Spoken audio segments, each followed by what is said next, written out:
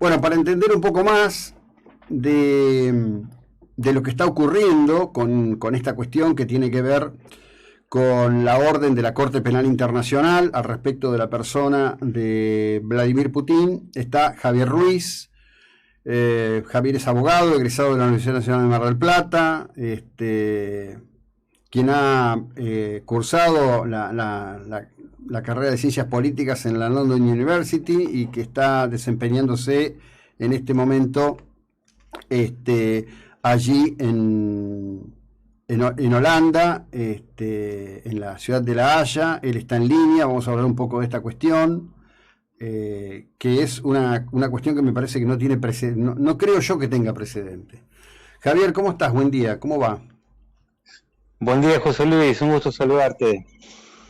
Bueno, la respuesta del Zarato ruso ha sido una amenaza criminal contra la postura de la Corte Penal Internacional respecto de la persona de Putin y una funcionaria de su gobierno.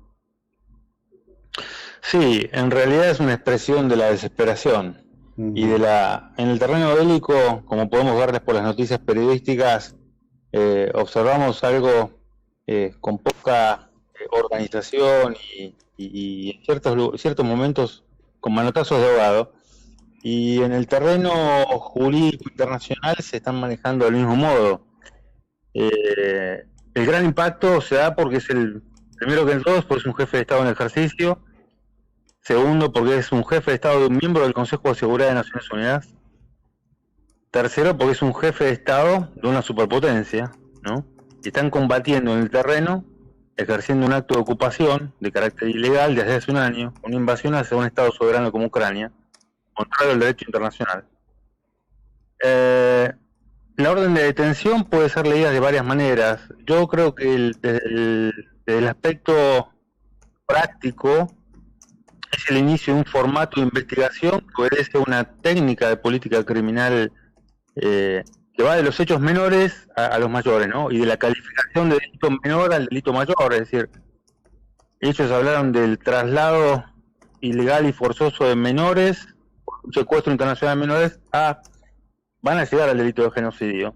También creo que esta es la primera de otras órdenes de detención que van a llegar, tanto de funcionarios del gobierno de Putin como de militares de alto rango del gobierno del Zarato ruso.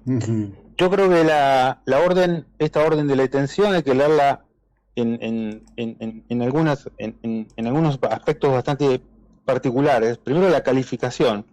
Habla de la deportación ilegal de la población y traslado ilegal de la población. Es decir, está haciendo referencia al convenio de Ginebra 4 de 1949, que es uno de los 4 convenios de Ginebra que junto con los convenios de La Haya de 1907 integran lo que se llama el corlo, el plexo duro de normativa del Jus Cogens, esto es derecho internacional que no es negociable y del cual Ucrania y Rusia es parte.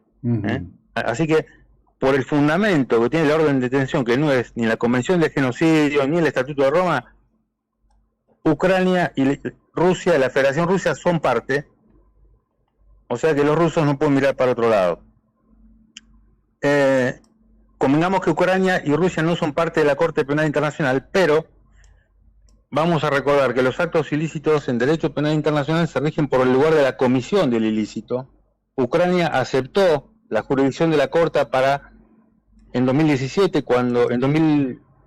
en ocasión de la invasión de la ocupación de Crimea por parte de los rusos, y Rusia comete el delito del traslado ilegal de niños, es decir, sustrae los niños del territorio ucraniano.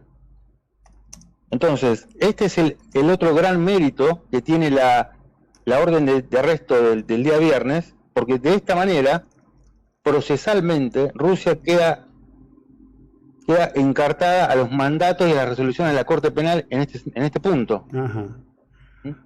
Ahora, eso por una parte. A lo que voy es a esto, ¿no? Hasta ahora la Corte Penal Internacional venía actuando sobre situaciones o sobre dictaduras criminales ya caídas, digamos, ya los episodios concluidos, ¿no? El último gran episodio, o por lo menos así muy conocido globalmente, es el de Ruanda, que inclusive tuvo sus bemoles para poder llevarse a un plenario. Es la primera vez que se va sobre alguien que tiene poder real, concreto y efectivo en el momento, y creo que también es un mensaje para Estados Unidos, ¿no? Yo creo, mira, por lo primero que mencionaste, yo estoy de acuerdo en las dos cosas que dijiste. Pero primero, por lo primero que has mencionado, en el caso de Ruanda, es verdad, había poder efectivo en ese momento. En el caso de Milosevic, cuando es trasladado en el 99, también había poder real sobre él y sobre Ratko Mladic, el jefe de ellos. Y también en el caso de Charles Taylor en 2012, cuando es condenado por orden del fiscal David Crane, fiscal norteamericano en las Cortes de Sierra Leona, también. El problema acá que el doble rasero de lectura que hay que hacer es que hay un mensaje a la diplomacia escondido acá. Uh-huh. Y el mensaje es, vamos contra un jefe de Estado en ejercicio que es miembro permanente del Consejo de Seguridad. ¿Qué quiere decir con esto? La Corte Penal Internacional está diciendo a Naciones Unidas en Nueva York, no trabajen más con el Consejo de Seguridad, por favor, bajen a buscar una resolución de la Asamblea General de ONU y hagan el favor al doctor Grossi de la Organización Internacional de Energía Atómica, mándenle una fuerza de mantenimiento de paz a la planta nuclear de Zaporizhia, prescindan del Consejo de Seguridad con poder de veto, y perfectamente una resolución de la Asamblea General más un informe del Secretario General, según la Carta de la ONU, puede perfectamente llenar de efectivos de ONU la planta nuclear de Zaporizhia. Y de ese modo ya tenés fuerza militar de ONU con legitimidad en la Carta de la ONU en territorio, en pleno territorio donde están las hostilidades, ¿no? En Zaporizhia, en este caso. Uh-huh. ¿Por qué lo digo esto? La Corte Penal no tiene una policía judicial. La Corte Penal lo que tiene son acuerdos con los diferentes estados para hacer cumplir, acuerdos de ejecución de sentencias, ¿no? No tiene que ser una sentencia final. Acuerdo para ejecución de sentencias, órdenes de arresto, sentencias de interlocutores y todo.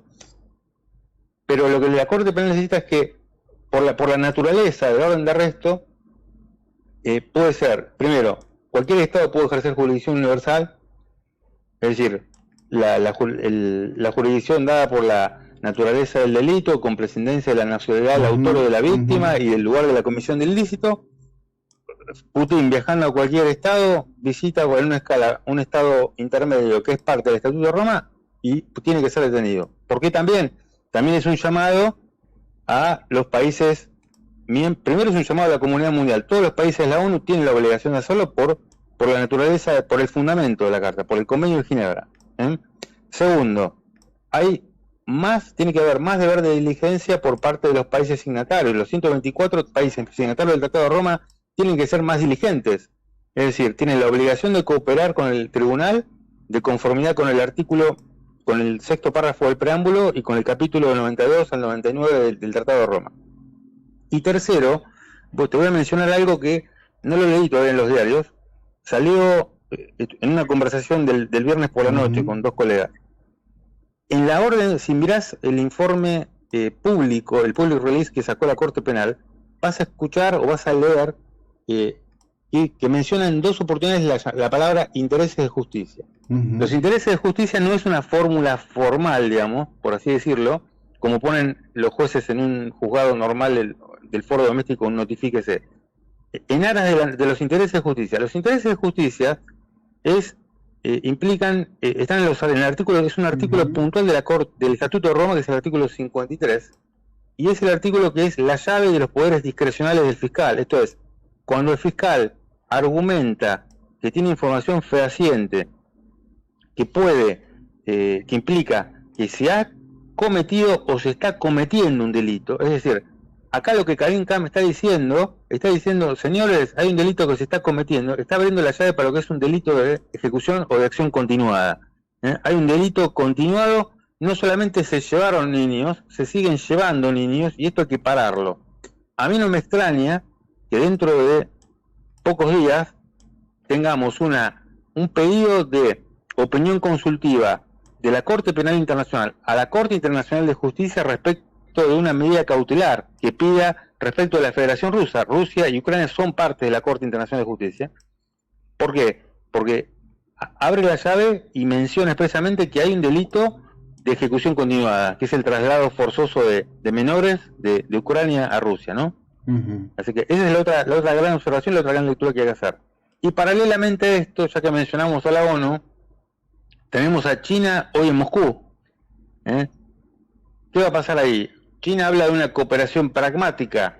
Bueno, pero para otra parte, yo te voy a decir algo. Para el cierto sector de la Unión Europea y por cómo se mueve la Corte Penal Internacional, hay mucha desconfianza de lo que pueda llegar a ser China. China está yendo a Moscú.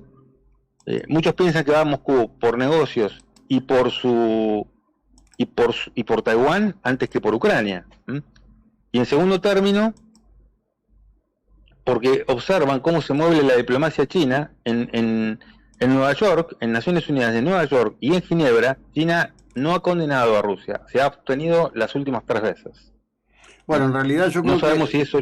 Y yo creo, perdón, ¿no? Pero visto desde esta distancia, para mí hay 2 elementos centrales. Uno es que, en definitiva, los chinos, o por lo menos el régimen de Xi Jinping, está atrapado en su dinámica oratoria al respecto de Taiwán. Exacto. Eso por un lado. Y por otro lado, que en definitiva se visualizan ambos en un plexo ideológico de enfrentamiento con Occidente, ¿no? Es decir, parte del discurso de Putin de por qué hace lo que hace, a los chinos les cae como anillo al dedo. Y claro. Así que, y respecto de la pregunta anterior que me habías mencionado, José Luis, también es un llamado a Estados Unidos. Es un llamado, escúchame, ustedes nos están dando una gran mano con el conflicto y para respaldar, porque Estados Unidos es el principal soporte militar, digamos, de este conflicto. Entonces, por favor, ingresen al Tratado de Roma para este caso específico, aunque sea, y déjense hinchar. Necesitamos más cooperación y un poco más de fuerza en este momento. Así que yo creo que también pasa por ese lado. Querría cerrar con esto. Supongamos que, hipotéticamente, Lavrov quisiera venir a la Argentina. ¿Cómo impacta esto? Si Lavrov va a la Argentina tiene, por el 6º párrafo del preámbulo, tiene el deber de cooperar y entregar y ejercer su jurisdicción penal internacional para todos los presuntos autores de cometer ilícitos. El tema es que todavía con Lavrov no hay ninguna orden de detención. Tengamos en cuenta esto.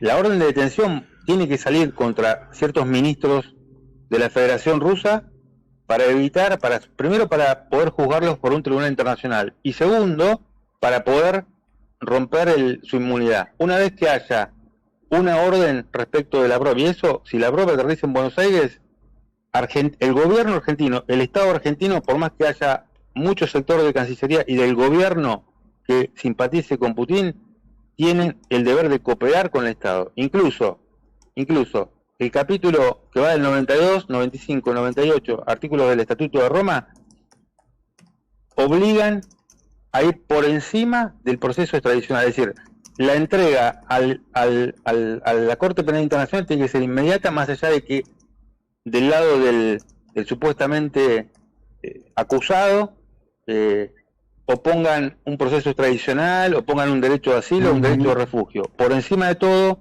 el resorte de la Corte Penal Internacional, pero el deber de cooperación de Argentina con la Corte Penal Internacional tiene que ser total y tiene que ser de acuerdo al preámbulo y al capítulo y a los artículos 92 a 98 del Estatuto. Bueno, lo seguiremos con mucha atención. Javier, gracias, buena jornada, muy amable. Muchísimas gracias, José Luis, un fuerte abrazo. Bueno, siga muy bien. Hasta luego. Bueno, Javier Ruiz, desde Holanda, hablando de estos temas.